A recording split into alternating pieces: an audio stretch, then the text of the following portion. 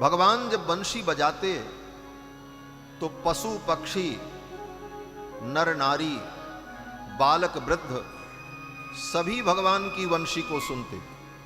लेकिन रासलीला के लिए भगवान ने जब गोपियों को बुलाने के लिए बंशी बजाई बंसी बट पर, तो आज जो बंसी बजी रात्रि के 12 बजे, उस बंसी की विशेषता ये थी कि बंसी की ध्वनि को केवल गोपियों ने सुना और किसी ने नहीं सुना।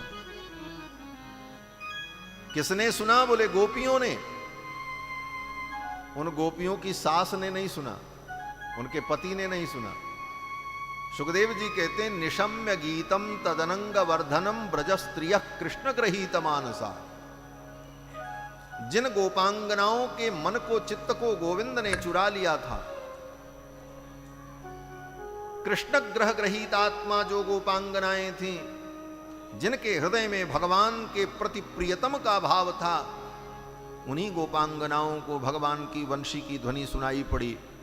और वंशी की ध्वनि सुनते ही वो दौड़ पड़ी, अरे ये तो कृष्ण की वंशी, आज तो रासलीला का अनुभव करना है।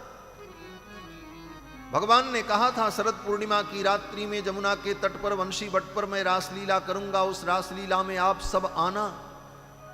जब गोपियों ने कात्यायनी देवी का अनुष्ठान किया था, तो अनुष्ठान के समापन में भगवान ने ये आश्वासन दिया था। लेकिन घर के विभिन्न कृत्यों में लगी हुई गोपियां भूल गई थीं कि आज रासलीला में जाना है। उनको याद दिलाने के लिए भगवान ने जब बंसी बजाई तो गोपियों को याद आ गया, अरे आज तो रासलीला में जाना था, चलो चलो चलो। अब तो दौड़ पड़ी गोपियां, और केवल गोपियों ने ही सुना और किसी ने सुना नहीं।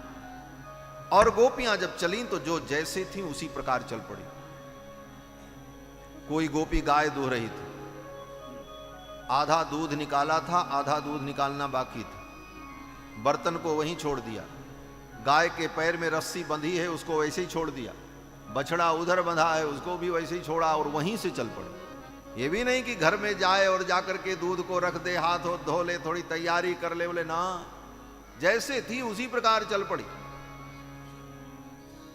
कोई गोपी अपने पति को भोजन करा रही थी, पति को थाली दिया, थाली में रोटी सब्जी मालपुआ व्यंजन रखा, कुछ चटनी अचार रखना बाकी था, तब तक बंसी की ध्वनि सुनाई पड़ी, छोड़ दिया, चल पड़ी। कोई गोपी चूल्हे पर दूध रख करके दूध को औंट रही थी, बंसी की ध्वनि सुनाई पड़ी, दूध को उसी चूल्हे पर छोड़ दिया, चल पड़ी। कोई गोपी अपने बच्चे को दूध पिला रही थी, पाययंत शिशून पयः, बच्चे को दूध पिला रही थी। बंसी की ध्वनि सुनाई पड़ी और भूखे बच्चे को बिस्तर पर फेंक दिया और चल पड़ी। कोई गोपी अपना श्रृंगार कर रही थी। बोले रात्रि के 12 बजे श्रृंगार कर रही थी? बोले हाँ। जिस गोपी को पता था कि आज रासलीला में जाना है, वो तो बैठ करके अपनी तैयारी कर रही थी। लेकिन जब बंसी की ध्वनि सुनाई पड़ी तब लगा, अरे विलंब हो गया, चलना चाहिए। और उस जल्दबाजी में, उस त्वरा में गोपी भूल गई क्या क्या पहनना है, क्या क्या श्रृंगार करना है। एक कान में कुंडल पहना और दूसरे कान में कुंडल पहनने जा रही थी। भगवान के वंशी की ध्वनि सुनाई पड़ी, कान में पहनने के बजाय नाक में ही पहन लिया और चल पड़ी। सुखदेव भगवान कहते हैं, व्यत्यस्त्र वस्त्राभरणा काश्चित कृष्णांतिकम ययुः। और वस्त्र भी ऐसे पहने। कोई गोपी वस्त्र धारण कर रही थी, वंशी की ध्वनि सुनाई पड़ी, जैसे तैसे वस्त्र को लपेट लपेट लिया और चल पड़ी, ठीक से कपड़े भी नहीं पहने। कोई गोपी अपने घर को लीप रही थी। गांव में घर तो कच्चे होते हैं, मिट्टी से लीपा जाता है। हाथ में गोबर और मिट्टी लगी थी, घर को लीप रही थी। बंशी की ध्वनि सुनाई पड़ी, उसी प्रकार चल पड़ी, हाथ भी धोने का मौका नहीं, चल पड़ी। सुखदेव जी कहते हैं,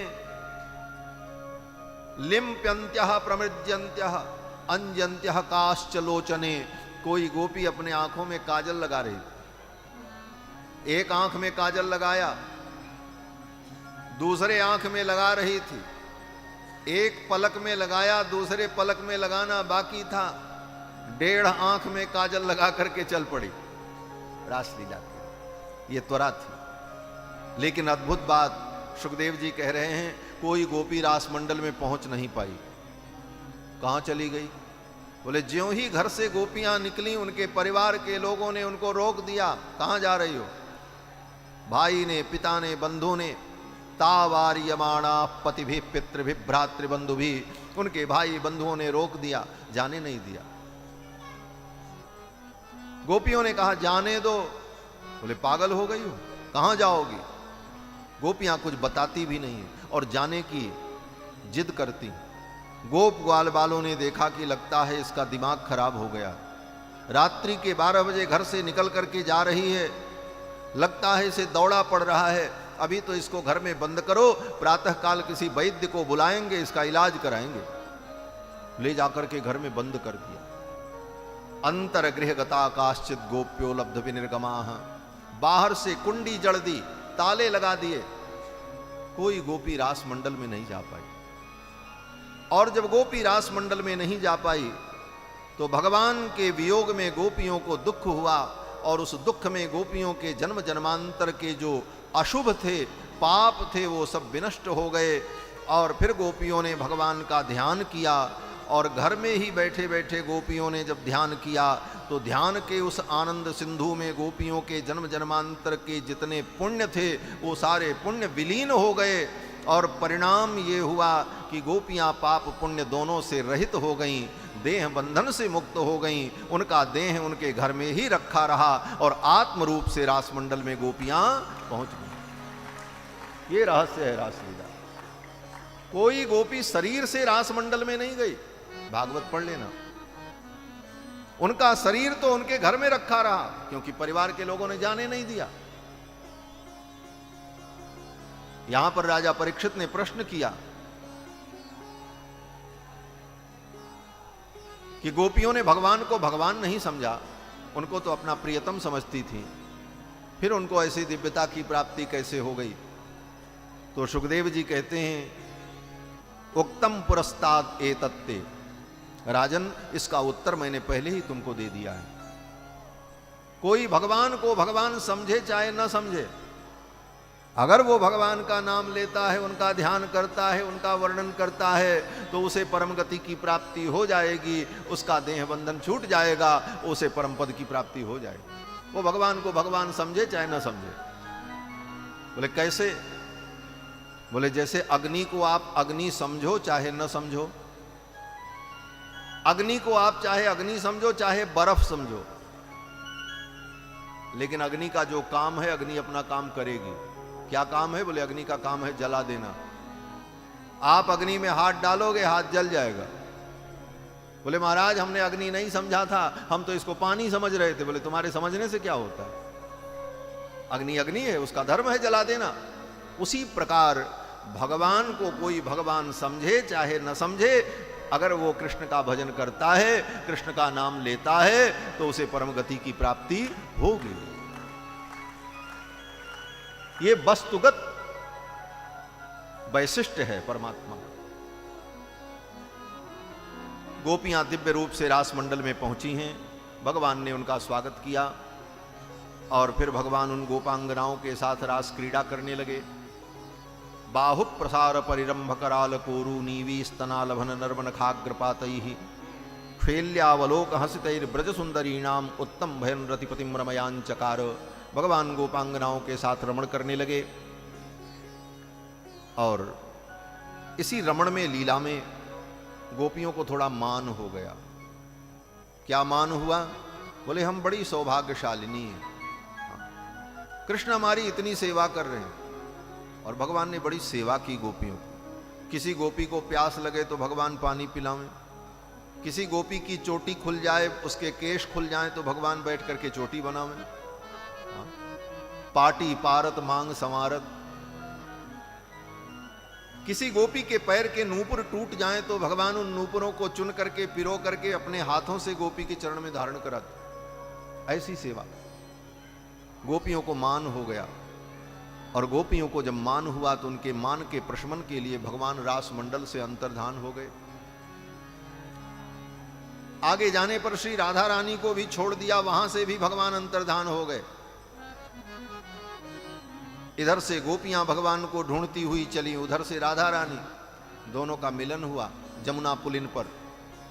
गोपियों ने कहा श्याम सुंदर कहाँ हैं? राधा रानी ने कहा मैं भी तो ढूंढ रही हूं, आओ चलो हम सब मिल करके कृष्ण को ढूंढते हैं। और राधा जी के नेतृत्व में गोपियां जमुना पुलिन पर आईं और भगवान को पुकारा, एक गीत गाया। इस गीत का नाम है गोपी गीत। भागवत में कई गीत हैं, वेणु गीत, गोपी गीत, जुगल गीत, भ्रमर गीत, ये सब भागवत के गीत हैं। गोपियों ने गीत गाया, इसका नाम गोपी गीत। और गोपियों ने राधा रानी के नेतृत्व में रो रो करके भगवान को पुकारा, हे श्याम सुंदर आप कहाँ हो? आ जाओ, आपके बिना हमारा जीवन नहीं रहेगा, हम मर जाएंगे। आपने बार बार हमें बचाया है अघासुर से, देवराज इंद्र के कोप से, कालिय नाग के विष से, तो हे श्याम सुंदर आज मेरी रक्षा करो, आपके वियोग में मेरे प्राण चले जाएंगे। ये सब कह करके गोपियों ने रुदन किया है। और जब रोने लगी गोपियां तो भगवान को आना पड़ा। सुखदेव जी कहते हैं रुरुदुः सुस्वरम राजन कृष्ण दर्शन लालसा। कृष्ण दर्शन की लालसा से गोपियों ने जब रुदन किया तो भगवान से रहा नहीं गया और भगवान उन गोपियों के मध्य में प्रकट हो गए।